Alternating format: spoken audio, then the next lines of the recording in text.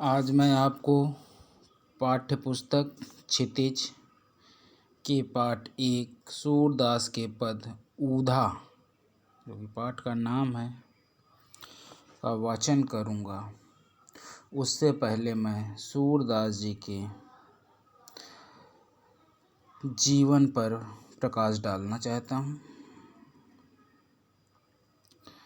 सूरदास जी का जन्म सन 1478 ईस्वी में माना जाता है। अधिकांश विद्वानों का मत है कि उनका जन्म मथुरा के निकट रुनकता या रेणुका क्षेत्र में हुआ।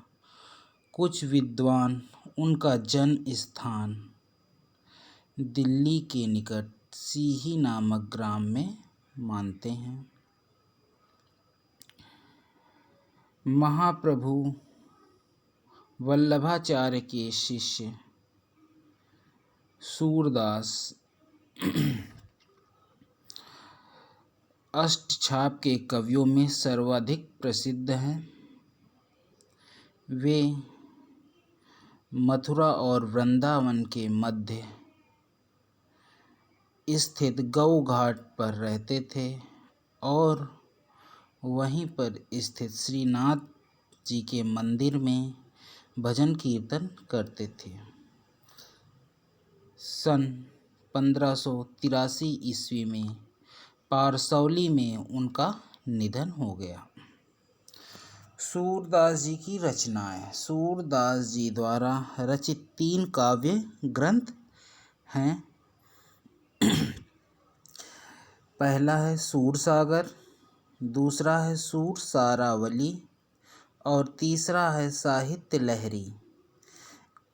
इसमें से सूरसागर ही सर्वाधिक प्रसिद्ध है। सूरदास जी के काव्यों की विशेषता या काव्यगत विशेषताएं। सूरदास जी आप सभी लोग जानते हैं कि सगुण भक्ति शाखा के कृष्ण भक्त कवि थे। इनके काव्यों में कृष्ण प्रेम और सौंदर्य का चित्रण मिलता है। इन्होंने इनके बारे में एक और चीज़ बताई गई है कि ये जन्म से ही अंधे थे। ठीक है। ये अत्यंत ही सुंदर पदों की रचना करते हैं। उनके काव्य में श्री कृष्ण की बाल लीलाओं का वर्णन बड़ी सहजता और स्वाभाविकता के साथ किया है। सूरदास अत्यंत स्वाभाविक एवं मर्म स्पर्शी अभिव्यंजना प्रकट करते हैं अपने काव्यों से। ये भगवान कृष्ण के संयोग और वियोग दोनों पक्षों को बहुत ही स्वाभाविकता के साथ दर्शाते हैं अपने पदों में। सूरदास जी के पदों में उपमा, रूपक, उत्प्रेक्षा आदि अलंकारों का समावेश मिलता है। इनके पदों में अधिकांशतः वात्सल्य और श्रृंगार रस प्रदर्शित होता है। अब मैं सूरदास जी के सगुण भक्ति शाखा के अंतर्गत आए हुए पदों की व्याख्या करूँगा। उससे पहले मैं ये पद कैसे सृजित हुए उसके पहले का थोड़ा सा मैं व्याख्यान करता हूँ।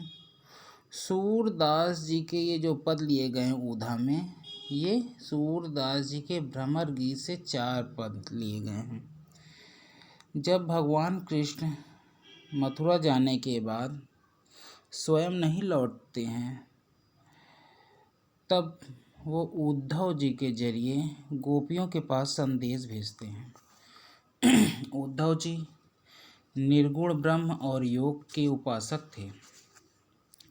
वे गोपियों की विरह वेदना को शांत करने का प्रयास करते हैं,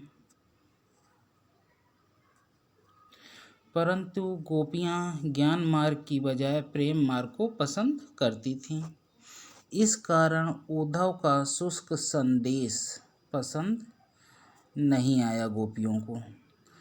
तभी वहाँ एक भौरा आ गया। यहीं से भ्रमर गीत का आरंभ होता है। गोपियों ने भ्रमर के बहाने उद्धव पर व्यंग बाण छोड़े। पहले पद में गोपियों की यह शिकायत वाजिब लगती है। यदि उद्धव कभी स्नेह के धागे से बंधे होते तो वह विरह वेदना को अनुभूत कर पाते।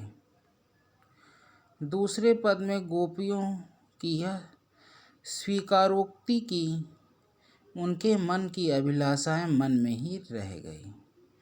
तीसरे पद में वे उद्धव की योग साधना को कड़वी ककड़ी के समान बताकर अपने एकनिष्ठ प्रेम में दृढ़ विश्वास प्रकट करती हैं। चौथे पद में उद्धव को ताना मारती हैं कि कृष्ण ने अब राजनीति पढ़ ली है। अंत में गोपियों द्वारा उद्धव को राजधर्म याद दिलाया जाना सूरदास की लोक धर्मिता को दर्शाता है। अब मैं सूरदास जी के भ्रमर गीत के पहला पद का वाचन करूँगा और उसका आपको व्याख्या करूँगा, उसका भावार्थ बताऊँगा।